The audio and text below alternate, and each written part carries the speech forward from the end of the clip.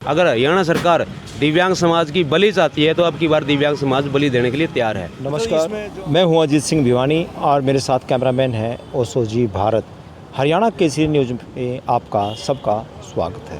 इस वक्त हम खड़े हैं भिवानी शहर के कचहरी के पास, जहां की काफ़ी दिनों से दिव्यांग जो है, हैंडीकैप्स जो हैं, यहाँ भूख हड़ताल पर अपनी मांग को लेकर काफ़ी दिनों से यहाँ पंडाल लगाकर बैठे हुए। जैसे मैंने पहले बताया कि हम यहाँ बैठे हैं, तो हमारे ये बैठे हैं दिव्यांग्स पे और हैंडीकैप्स जो हैं, तो उनके प्रधान जी हैं, उनसे हम बात करते हैं।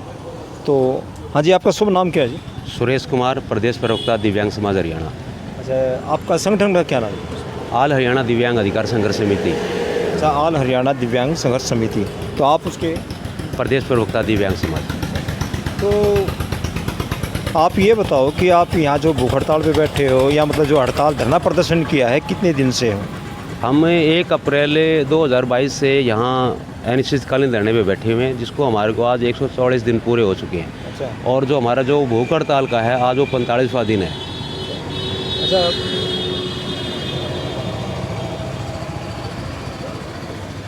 जो भूख हड़ताल का जो दिन है वो भूख हड़ताल का दिन है 45वां, और हमारे जो आंदोलन जो धरना है ये 144 दिन से लगातार चला हुआ है। अच्छा। 24 तो घंटे। आपकी जो मांग है वो क्या है? हमारी जो प्रमुख मांग है, विकलांग अधिकार अधिनियम 2016 को नियम बना के लागू करवाना। और हमारी जो छोटी छोटी और काफ़ी मांगे हैं, जैसे दिव्यांग जो साथी हैं मेरे, जिनको सरकार ने 4% कोटा दिया हुआ है, उसके तहत सरकारी नौकरी में आरक्षण दिया जाए, प्राइवेट संस्थानों में उसको आरक्षण दिया जाए। दिव्यांग जो मेरी महिलाएं हैं, उनको आशा वर्कर या आंगनवाड़ी में उनको रोजगार दिलवाया जाए। जो मेरे दिव्यांग साथी हैं, उनको भी उनके लिए बीपीएल राशन कार्ड की योजनाएं लागू करवाई जाए। और जैसे एक आम व्यक्ति को, एक बीपीएल परिवार को मकान बनाने के लिए राशि उपलब्ध करवाई जाती है, उसी प्रकार से दिव्यांग साथी को भी, जो 100% दिव्यांग साथी है, और 40 से ये विकलांग अधिकार अधिनियम के तहत 40% सारी स्कीमें लागू होती है। और बहुत सारी हमारी छोटी छोटी ऐसे 18 सूत्री मांगी है, जिनको लेकर 2018 में हमारा हरियाणा सरकार के साथ समझौता भी हुआ था। अच्छा, उसमें क्या समझौते में हरियाणा सरकार के साथ आपका जो समझौता हो, उसमें क्या कुछ समझौते में? 2018 में हमारा 75 दिन लगातार आंदोलन चला था, और 76वें दिन हमारी हरियाणा सरकार के जो मंत्रिमंडल है, उनके साथ में जो सामाजिक न्याय के मंत्री श्री कृष्ण बेदी जी, वो भी वहीं मौजूद थे, और सीएम साहब के साथ भी हमारी मुलाकात हुई थी। तो उस समझौते के तहत ये मुलाकात कहाँ हुई थी? ये सेक्रेटरीट 1 में चंडीगढ़ हुई? हाँ। अच्छा। तो उस दौरान एक समझौता हुआ था, भाई 15 अगस्त 2018 तक आपकी सभी जायज़ मांगों को पूरा कर दिया जाएगा। और उसने जिस दिन उसने ये बोला था, उस दिन खुद कृष्ण बेदी जी का जन्मदिन था। उसने जन्मदिन में एक विकलांगों को तोहफा देने का काम किया था, लेकिन अब तक वो हमारी जो जायज़ मांगे हैं, उनको ये धरातल पे उतारने का काम नहीं किया है। यानी कि लागू नहीं हुई है। इसी के लिए आज वो हमने कुछ समय के लिए वो धरना हमने पोस्टपोन किया था। तो उन्हीं मांगों को लेकर आज विकलांग समाज दोबारा धरने पे उतार हुआ है। अच्छा, 18 के बाद आपने फिर दोबारा धरना प्रदर्शन, दोबारा फिर आप मिले सीएम साहब से, या मतलब कोई जैसे कृष्ण बेदी का जो आपने नाम लिया? अभी हरियाणा सरकार की तरफ से ना तो कोई प्रतिनिधि आया है, ना ही कोई जिला प्रशासन की तरफ से ऐसा कोई प्रतिनिधि आया है जो दिव्यांग समाज की बातों के बारे में बात करे। हाँ, कुछ नुमाइंदे के थ्रू ये बातें आई थी, भाई आपकी मुलाकात करवा देंगे, आप 2 आदमी मिल लेना, आप 1 आदमी मिल लेना। तो हमारा जो जैसे वो आए थे मिलने के लिए आपसे प्रतिनिधि, जो तो ये मतलब सरकार के आदमी थे या मतलब राजनीति के आदमी? वो एक राजनीति के आदमी थे कुछ, और एक सरकार की तरफ से एक नुमाइंदा भी आया था, जिसको बोलते हैं विकलांग आयुक्त। वो एक नुमाइंदा बन के आया था, भाई आपकी जो मांगे हैं, इनको मैंने सीएम साहब के समक्ष रखा है, और बहुत जल्द आपकी मांग पूरी कर देंगी, और आप अपना धरना उठा लो। लेकिन हमने उनको यही बोला था, आप हमें नोटिफिकेशन दे दो, जिस दिन हमारे हाथ में नोटिफिकेशन आ जाएगा, हम हमारे धरने को उठा लेंगे। यही हमारी उनसे बात हुई थी।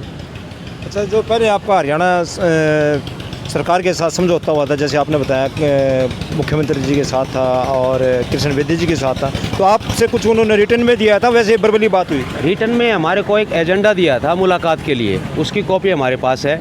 और जो मुलाकात के टाइम जो time to time table talk जो बात होती है, पॉइंट टू पॉइंट, उसकी कॉपी ना तो उन्होंने उस टाइम उपलब्ध करवाई थी। उन्होंने 1 हफ्ते का समय दिया था हमारे को, 1 हफ्ते के बाद आपको इसकी कॉपी उपलब्ध करवा देंगे। आज वो उन बातों को झुठला रहे हैं, भाई हमारी आपके साथ कोई मीटिंग नहीं, लेकिन मीटिंग का एजेंडा हमारे पास है। जो एजेंडा उन्होंने दिया था, वो एजेंडा हमारे पास है। और जो कुछ साथी थे हमारे, जैसे करनाल के साथी भी थे, जींद के साथी भी थे, हिसार के साथी भी थे, पानीपत के भी साथी थे, भिवानी से पूरी टीम गई हुई थी। सभी साथियों के साथ सहमति बनी थी उस दौरान। और आज भी हमारा धरना में भिवानी से शुरू होकर पानीपत में और जींद में, हिसार में, कुरुक्षेत्र में, करनाल में और यमुनानगर में, और करनाल के जो मेरे साथी थे उनको किसी राजनीतिक, जो बीजेपी के कोई राजनीतिक नुमाइंदा आके उन्होंने बहला फुसला के वो कुछ समय के लिए उन साथियों को उठा दिया गया है। लेकिन उन साथियों में अभी आक्रोश है, वो दोबारा अब 1-2 दिन में आंदोलन के लिए मजबूर होंगे। ये मतलब जो आपने बताया कुछ साथियों को बरकला के उठा दिया गया, कौन से ज़िले में उठाया? ये करनाल ज़िले में अभी पीछे की बात है, 15-20 दिन पहले उन साथियों को बरगला के भाई आपकी मांगों को हम पूरा करवा देंगे, ये करवा देंगे, लेकिन अब तक वो ऐसा कोई नोटिफिकेशन नहीं आया। वहाँ कितने के लोग बैठे थे आपके? वहाँ पे हमारे साथी कम से कम 150 साथी हमारे रोजाना कंटिन्यू बैठते थे। और भिवानी से भी हमारा पूरा सहयोग, जो हमारा प्रतिनिधि मंडल है दिव्यांग समाज का, वो भी जाके वहाँ सहयोग करता था।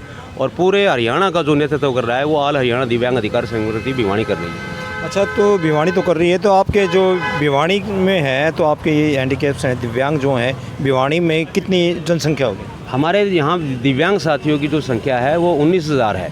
और 19,000 में जैसे पहले तो हमारी संख्या हुआ करती करीब 7-7.5 हज़ार, लेकिन ये 2016 जब अधिनियम बनाया था इन्होंने, बहुत सारी कैटेगरियाँ जोड़ दी गई। पहले 7 कैटेगरी हुआ करती थी, अब 7 में 14 कैटेगरियाँ और जोड़ दी।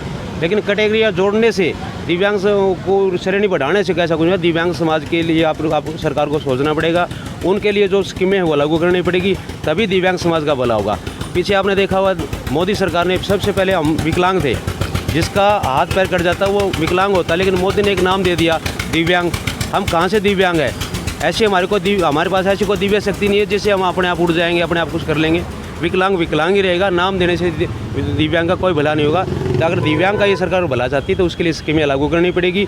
जो हमारा 18 सूत्रीय मांगे हैं उसको धरातल पर लागू करना पड़ेगा, तभी ये दिव्यांग समाज का भला हो सकता है। नहीं, अब की बार अगर हमारी इन मांगों को पूरा नहीं करती है, दिव्यांग समाज ने ये बात ठान ली है, चाहे हमारे प्राणों की भी आहुति देनी पड़े, तो दिव्यांग समाज अब की बार पीछे हटने वाला नहीं है। अच्छा, तो ये तो हो गया सबसे 18 सूत्रीय जो मांग है, उसमें से स्पेशल आपके 5-7 ऐसे मैन जो है, जो जिसको आप ये चाहते हैं कि हरियाणा सरकार इनको मान ले, तो ऐसी 2-4 मांगों के बारे में बताओ।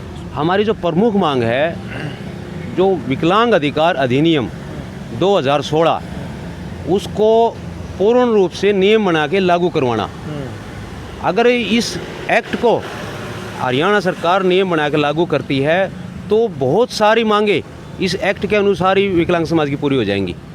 1995 में ये एक्ट बना था केंद्र सरकार ने, और अब तक काफ़ी राज्यों में तो कर दिया, जैसे राजस्थान में कर दिया, उत्तर प्रदेश में MP में कर रखा है, और काफ़ी राज्यों में कर रखा है। लेकिन हरियाणा सरकार ने हमारे साथ समझौता करने के बावजूद भी अब तक उसको लागू नहीं किया है। अच्छा, एक बात बताओ, जो आपके बाजू पे ये टेप लगी हुई है, ग्लूकोज की वो लगी हुई है, ये क्या बताओगे थोड़ा? यहाँ लगातार हमें 144 दिन हो चुके हैं धरने पे बैठे हुए, और 24 घंटे में लगातार यहीं बैठा रहता हूँ। और इतनी कड़कती धूप में और इतनी गर्मी में रात को मच्छर वगैरह काटते हैं, जिसके कारण मेरे को भी बीमारी का सामना करना पड़ा। और मेरे 2-3 साथी जैसे सुनील जी बैठे हैं, और भी साथी बैठे हैं। ग्लूकोज यहीं लगी? कल मेरे को सिविल हॉस्पिटल में वहाँ पे से इमरजेंसी में भर्ती करवाया गया था। उसके बाद से फिर मेरे को यहाँ पे ले आया गया, तो आज एक बोतल मेरे को यहीं पे लगा के गया। वो जो यहाँ जो डॉक्टर है वो यहीं पे लगा के गया। डॉक्टर सरकारी अस्पताल? हाँ, सिविल हॉस्पिटल से आता है।